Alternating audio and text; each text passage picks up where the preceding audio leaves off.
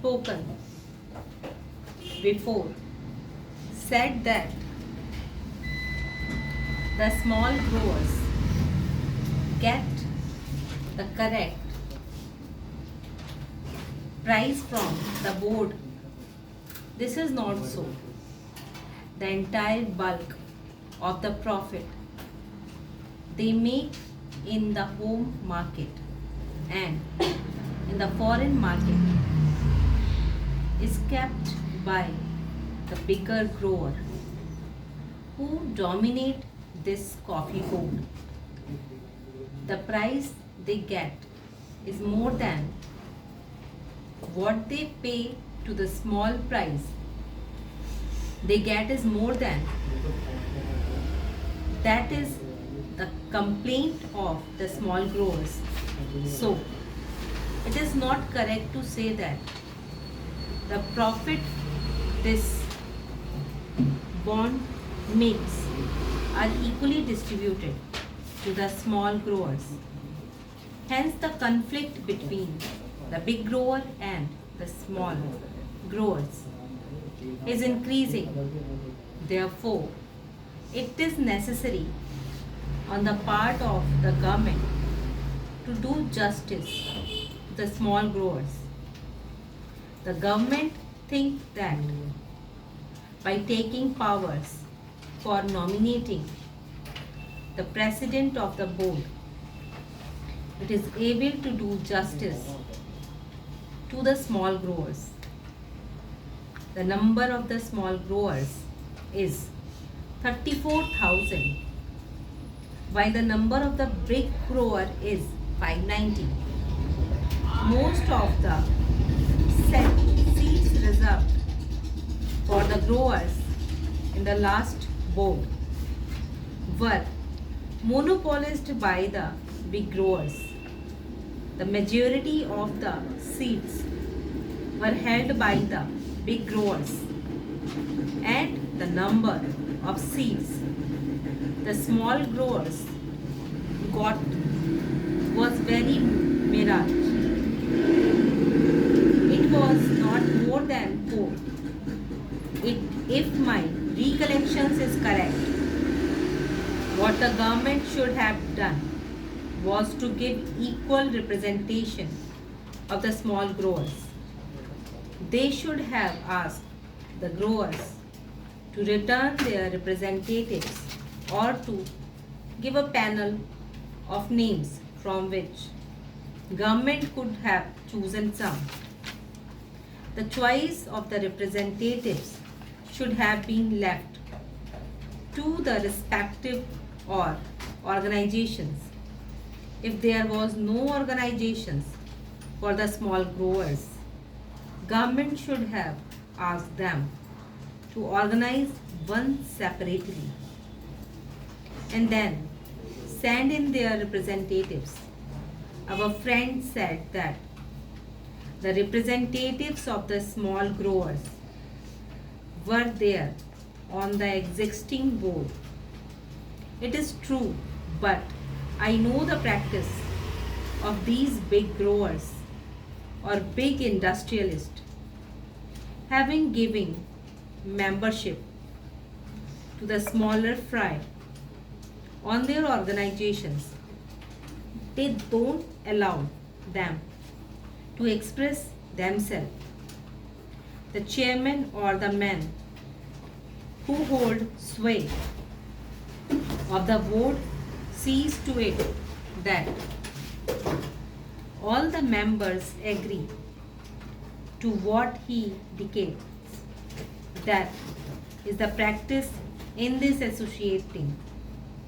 We know that, so it is better to have a separate organization for the small growers and ask them to submit their panel of names to represent them on the board. Representation on the board should not be governed by the number of acres owned and the amount of capital invested, but by the number of the growers If this principle is adopted, the bigger growers will not be able to run away with what they want.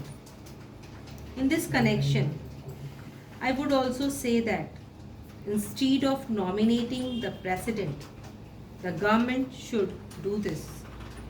The government should ask the respective organization of the big growers, the small growers, laborers, and the consumers to send in the names of their representative, and then include members of parliament. Then the board constituted in this way should be asked to elect its chairman. If this procedure is adopted, then the government can see that no big grower is elected the chairmanship. In the case, only a man who can command majority in the board will be elected, and that man will see to it that justice is done to all the interest concerned. But here, the government, in the name of asking over control of the industry, wants to bureaucratic the whole industry. I don't think that by the bureaucratizing the board, the government will be able in any way to help the industry to develop or to bring about better working conditions for the laborers. One member in the selected committee said that no representation should be given to labor. That is the attitude of the grower. That is the attitude generally of all employees in this country. But is it just on their part to deny representation to labor as well as to the consumers? Certainly the right of these people be recognized, but personally I don't think that by merely giving representation of labor on the board, the government can do justice to labor. It is true that the minister in the select committee, as well as in his reply to the debate in the other house, said that the working conditions of labor were very pitiable and deplorable and should be improved. So there was also a petition sent to the Lok Sabha by the employees of the coffee house recommending to the house that their petition should be considered. The employers deny the right of the workers, and they say that they have made all efforts to develop the industry in all these 13 years. At whose cost? It is at the cost of the workers. By paying them low wages, they have made a huge profit, which is expressed in the reply of Mr. Radcliffe to a question of the Honorable Minister for Commerce and Industry, that he had been distributing a dividend of 13.5% in 1 year. In 1 year, he had given 20% dividend. In another year, 27%. And in yet another year, he gave 19% to his shareholders. At the same time, this big dividend is after deducting the expense including depreciation, taxation, reserve fund, and reserve fund to capital invested. Apart from all these, they have made a net profit so as to distribute an average dividend at 13.5%.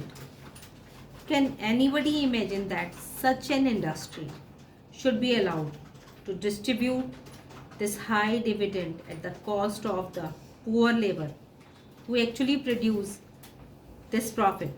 Certainly at the cost of poor labor and the people. They have got this profit. The coffee houses are getting coffee at the rate of rupees 210 per quintal. At the same time, how do they sell coffee there?